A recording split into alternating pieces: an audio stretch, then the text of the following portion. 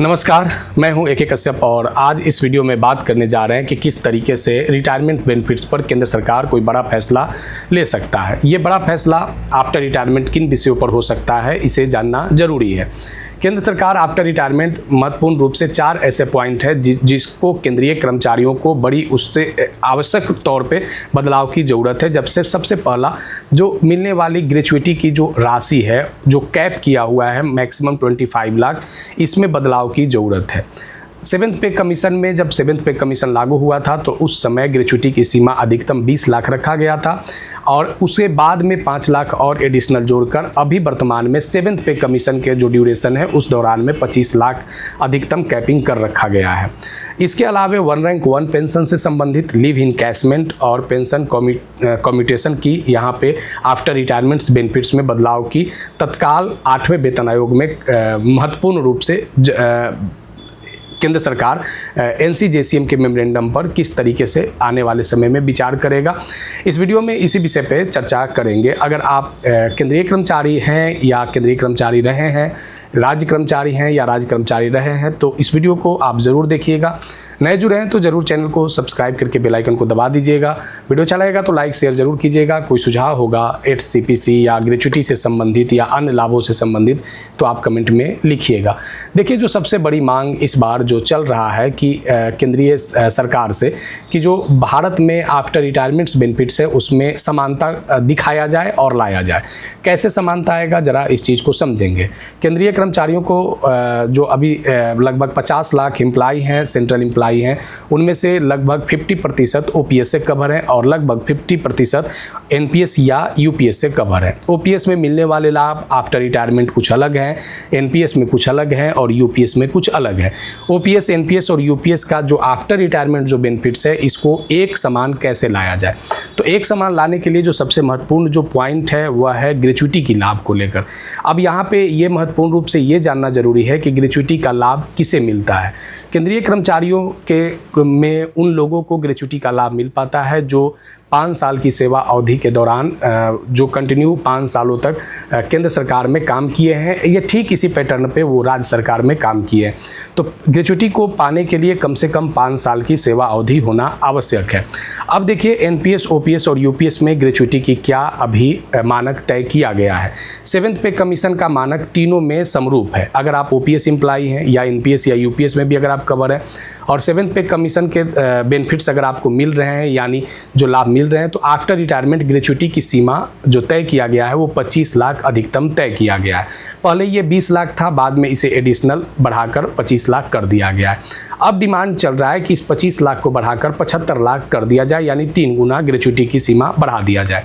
अब यहाँ पे इस विषय पे हम इसलिए ज़्यादा चर्चा कर रहे हैं कि ग्रेचुइटी की सीमा 25 लाख से 75 लाख बढ़ाने की तो बात चल ही रहा है, लेकिन ये ग्रेचुइटी की जो लाभ है ये 2 तरीके से मिल पाता है। एक लाभ जो आफ्टर रिटायरमेंट जो केंद्रीय कर्मचारी हैं उनको भुगते होता है और दूसरा, अगर कोई गवर्नमेंट एम्प्लॉय अपने सेवा काल के दौरान अगर निधन हो जाता है तो उस दौरान भी उन्हें ग्रेचुइटी का लाभ मिल पाता है।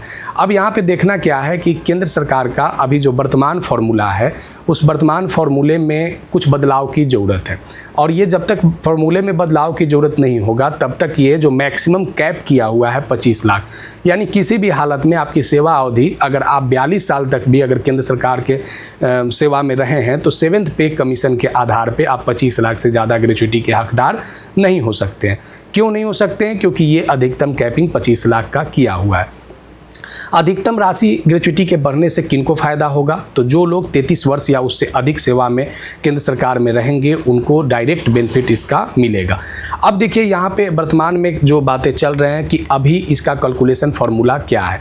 अभी इसका कैलकुलेशन फार्मूला ग्रेचुइटी का है कि जब आप सेवानिवृत्त होते हैं तो उस महीने के अंतिम जो आपका बेसिक पे होता है और जो DA होता है उसको 1/4 से डिवाइड कर दिया जाता है और उसके बाद जो आपकी सर्विस अवधि रही है उसको महीनों में कन्वर्ट कर दिया जाता है। जैसे आप यहाँ पे समझ सकते हैं इस तरीके से आप समझ सकते हैं कि अगर आपका लास्ट बेसिक पे सेवानिवृत्ति के दौरान अगर 40,000 रुपया रहा है और इसके समय जब डीए अगर यहाँ पे अगर आप देखते हैं तो लगभग डीए अगर आपको 24,000 रुपया रहा है तो ये दोनों को जोड़ने के बाद 4 से इसे डिवाइड करना होता है।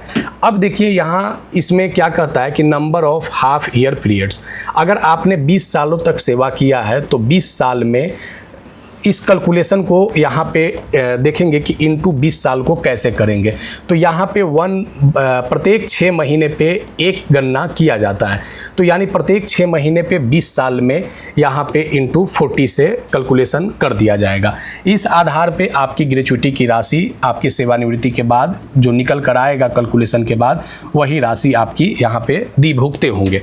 अब यहाँ पे दिक्कत क्या है कि जो लंबे समय तक सेवा कर रहे हैं, 33 वर्ष या उससे ज़्यादा की सेवा में है, उनके ग्रेच्युटी की लाभ जो है 25 लाख से ज़्यादा नहीं बढ़ पा रहा है। क्यों नहीं बढ़ पा रहा है? क्योंकि उनकी सेवा अवधि की जो गणना किया जा रहा है, सेवा अवधि की गणना के बावजूद अगर कैलकुलेशन बढ़ता भी है, लेकिन यहाँ पे 7वें वेतन में कैप कर दिया गया है 25 लाख, यानी उससे ज़्यादा आपको नहीं मिल सकता है। अगर कोई कर्मचारी सेंट्रल एम्प्लॉय अगर किसी पद पे 18 साल या 20 साल की सर्विस पे जाता है और 60 साल में जब वो रिटायर होकर आता है तो लगभग उसने 42 साल या 40 साल तक उसने अगर सर्विस किया है तो उस दौरान उसे ग्रेच्युटी का लाभ जो है वो 7th पे वाले मिलने वाले ग्रेच्युटी के लाभ जैसा बेनिफिट्स जो है वो अतिरिक्त बेनिफिट्स नहीं दिख रहा है। अब इसी बात को लेकर यहाँ पे डिमांड किया गया है कि ग्रेच्युटी की सीमा को कम से कम 25 लाख से बढ़ाकर 75 लाख कर दिया जाए, ताकि जो ग्रेच्युटी का जो एक मानक है उसमें एक बड़ा बदलाव हो सके और जो कर्मचारी जितने समय तक वो सर्विस कर रहे हैं उनका कैलकुलेशन में किसी भी प्रकार का कोई यहाँ पे नुकसान होता हुआ न दिखे। अब आने वाले समय में केंद्र सरकार इसको किस तरीके से बदलाव करता है, ग्रेच्युटी की सीमा को किस तरीके से आने वाले समय में 25 लाख से बढ़ाकर 75 लाख कर पाता है, या जो मांग है उसमें एक छोटा सा ही बदलाव आपको 8वें वेतन आयोग में कर पाता है, ये सभी जो है वो एक संभावना है। और आने वाले समय में ये 25 लाख से 75 लाख वाला अगर प्रभाव 8वें वेतन आयोग में देखने को मिलता है तो ये केंद्रीय कर्मचारियों के हक में एक बेहतर 8वें वेतन आयोग में मिलने वाले लाभों में से एक हो सकता है। तो मिलेंगे हम आगे फिर नेक्स्ट वीडियो नेक्स्ट टॉपिक में। और 8वें वेतन आयोग में आफ्टर रिटायरमेंट एनपीएस, ओपीएस और यूपीएस में ये तीनों लोगों को ग्रेच्युटी का लाभ या डेथ कम रिटायरमेंट ग्रेच्युटी का लाभ एक समान कैसे हो पाता है, इस चीज़ को भी बड़ा महत्वपूर्ण रूप से 8वें वेतन आयोग में देखने को आपको मिल सकता है। तो अगर नए जुड़े हैं तो जरूर चैनल को सब्सक्राइब करके बेल आइकन को दबा दीजिएगा। वीडियो अच्छा लगेगा तो लाइक शेयर जरूर कीजिएगा। कोई सुझाव होगा तो आप कमेंट में लिखिएगा। मिलेंगे आगे नेक्स्ट वीडियो नेक्स्ट टॉपिक में। धन्यवाद।